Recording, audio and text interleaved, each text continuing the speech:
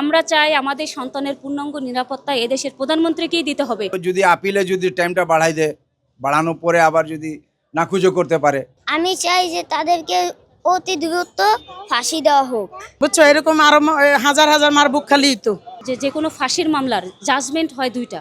আমাদের নিম্ন আদালত যাই রায় দিয়েছে একটা, সেটা হচ্ছে ফাঁসির রায়, এবং এটা আবার উচ্চ আদালতে উঠবে।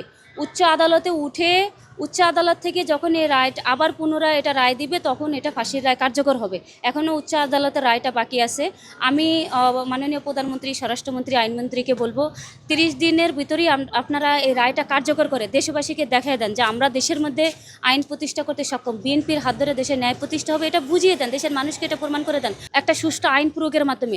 এই ধর্ষণ নামক শব্দটা চিরতরে বন্ধ করে দেখ। আমাদের আজকের শিশুটা, যে শিশুটা ধর্ষণ শব্দটা শোনারই কথা না, তাকে প্রতিনিয়ত বাঁচতে হচ্ছে ধর্ষণের সাথে লড়াই করে। তাকে ঘরের বাইরে যেতে হচ্ছে চোখ কান খোলা রেখে যে তাকে কেউ ধর্ষণ করবে কিনা।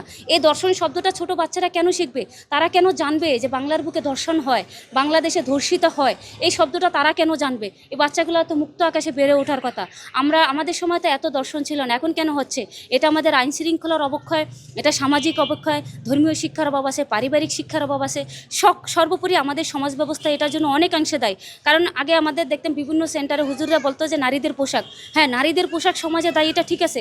আমাদের আজকের যে শিশুগুলা 4 বছর, 3 বছর, 5 বছরের ধর্ষণ হচ্ছে, এরা কোন পোশাকের জন্য দায়ী? আজকে রামিসাকে ঘর থেকে নিয়ে ধর্ষণ করে মৃত্যুদণ্ড মারা হয়েছে, খুন করা হয়েছে, এই বাচ্চাটার পোশাকের কি দায়ী? সবসময় পোশাক কেনা, তার চাইতে আমরা সমাজকে মূল্যায়ন করি যে আমাদের সমাজে কী কী অবমূল্যায়নগুলো আছে, সমাজের কি ঘাটতি আছে, আমরা এটা দেখি।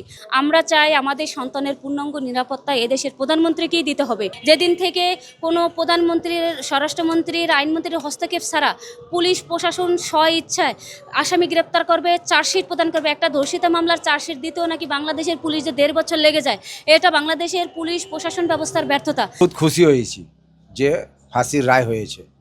এটা তো আগে হওয়ার কথা ছিল, কিন্তু আজকে হলো, আলহামদুলিল্লাহ অনেক খুশি হয়েছি। আর এই কার্যকর জন্য খুব গুরুত্বভাবে হয়, তখন আরও ভালো হবে। যদি আপিলে যদি টাইমটা বাড়াই দেয়, বাড়ানোর পরে আবার যদি নাকুচো করতে পারে, এই কারণে মানে ভয় পাইতেছি যে যখন রায় ঘোষণা দিয়ে দিচ্ছে, খুব গুরুত্বভাবে মানে এটা কার্যকর করা উচিত। এটা পায়া আমরা খুশি হয়েছি যে ওর ফাঁসি রায় পাইছি। এরকম আরও কোনো ব্যক্তি যদি করে তো ওরও এই তো গুরুত্বভাবে ওর ফাঁসি উচিত না। এটা তো দেখতেছি যে সরকার যে মুখ থেকে বলেছে, ইনশাল্লাহ সেটাই মানে করছে। আমাদের প্রধানমন্ত্রী আয়সা এখানে বক্তব্য যেভাবে দিছে, এইভাবে কাজ করছে। আজকে এই যে রামিসা হত্যার ব্যাপারে যে আসামিদেরকে গ্রেফতার করেছিল, আজকে তাদেরকে ফাঁসির রায় দেওয়া হয়েছে। এখন আমি চাই যে তাদেরকে অতি দ্রুত ফাঁসি দেওয়া হোক। অনেক খুশি ওই যে ওদেরকে ফাঁসির রায় দেওয়া হয়েছে।